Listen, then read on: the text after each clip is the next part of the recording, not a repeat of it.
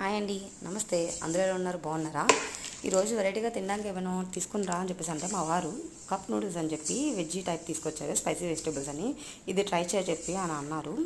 So ఎప్పుడు మనం noodles తింటాము, ఇది ఎలా ఉంటుందని చెప్పని మీ ముందు తీసుకొచ్చాను. ఇది జస్ట్ 3 స్టెప్స్ అనమాట.